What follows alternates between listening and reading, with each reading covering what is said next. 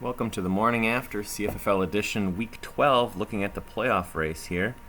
We'll get right into the show right away.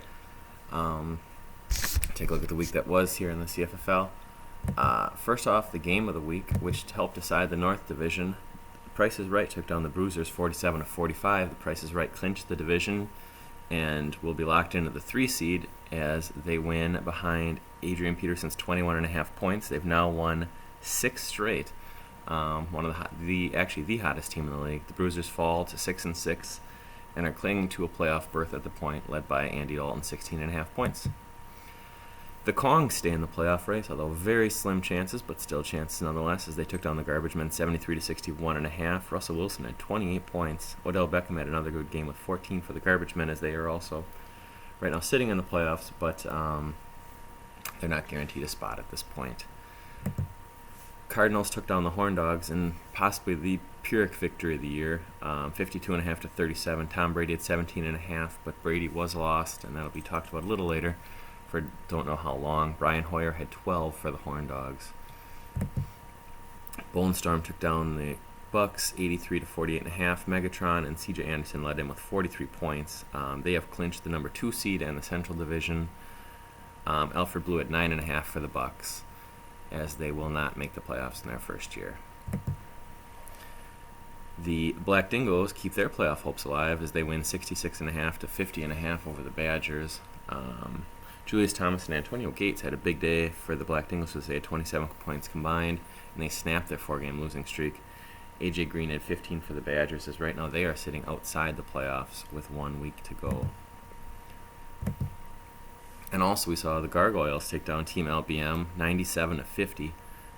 Carolina defense at 18 points for the Gargoyles as they also snapped their 4-game losing streak. Matt Hasselbeck for Team LBM at 15 as their disappointing season is very close to being finished now. Take a look right away at the playoff picture. Cardinals locked into the 1 seed, Bone Storm locked into 2, Price is Right locked into 3. All have won their divisions and are all clinched there. Bone Storm and Cardinals will have a bye week 1 of the playoffs, so week 14.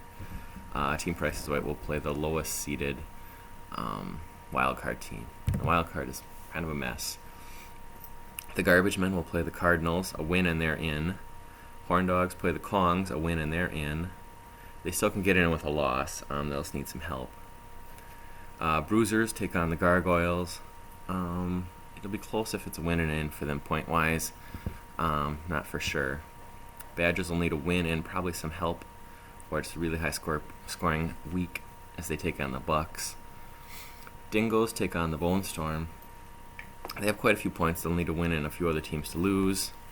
And the Kongs will take on the Horn Dogs. They'll need a win and also a loss by the Bruisers, Badgers, and Dingoes, and then also outscoring the Bruisers, I think like 25-30 points. Possible, but never know in the last week of the year. So the playoffs are really kind of shaping up. We have 1 week left, so it'll be an interesting race down the stretch. I'll take a look at our awards for the week.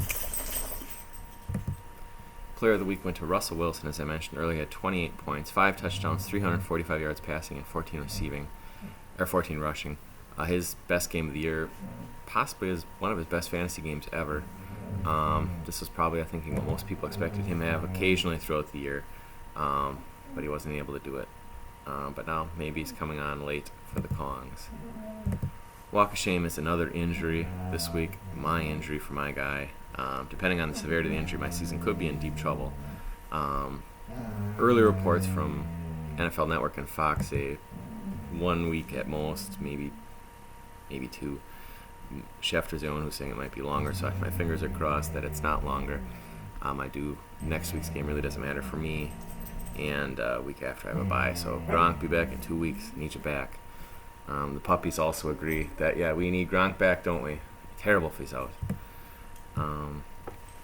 So you'll have to see about that then. Also, we actually do surprisingly have a Griff's Gripe this week. He's wondering about, is it possible that the reason there was no show last week, and apparently he did send this email to most of you, is there an IRS investigation involved?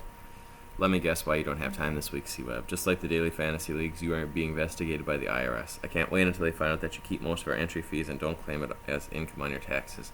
Patriots of the CFFL will be suspended for a year. Griff's Gripes returns. Oh, and my team sucks this year, even though I drafted really well again. Griff, you figured me out. I've gotten to know you guys all pretty well over the years, and to get in the friendship and then, get this money from you and then head off and steal it. That's my devious plan. The IRS is definitely after me for that. $75 that I've been getting. So, that's it. It is ridiculous, though, that those websites are saying that they're not a gambling website, because fantasy football is gambling when there's money involved, so I don't know where they're getting that one from, but good luck to them, I guess. And the Yo-Bitch top free agent pickup is an easy one, tied to the Walk of Shame. Scott Chandler, 5 catches, 58 yards, 1 touchdown. Depending on Amendola's health, arguably the number 2 option now for the Patriots until Gronk is back. So he'll be a top pickup this week. And next week we will have our playoff preview. I'll take a look at all the strengths and weaknesses of the teams that are in. Fantasy prize breakdown. So far, one prize is fully set, and that's I won the most high points for the year. The most points on the year is still up in the air. It'd be a surprise if I didn't get it, but you never know, I guess. Somebody could have a huge week and I could have a terrible week. The other one is we'll look at some records, any records that fall. The 1,000 points, which I consider the best record in our league, has an outside chance of falling if I can get 94 points, but without Gronk, it'll be tough, although he still might play. Most high points in the year won't fall. Most points in a season could fall, so we'll have to see on that one. Otherwise, I don't think there'll be any other records. Most wins in a season won't fall, overall win streak, but that could go into next year yet, so we will have to see on that. Good luck to all the teams in the playoff race, and best of luck to everyone. We'll be back next week with the playoff preview. Thanks again for watching. Remember, follow me on Twitter at ChrisWeberTRS. Thank you.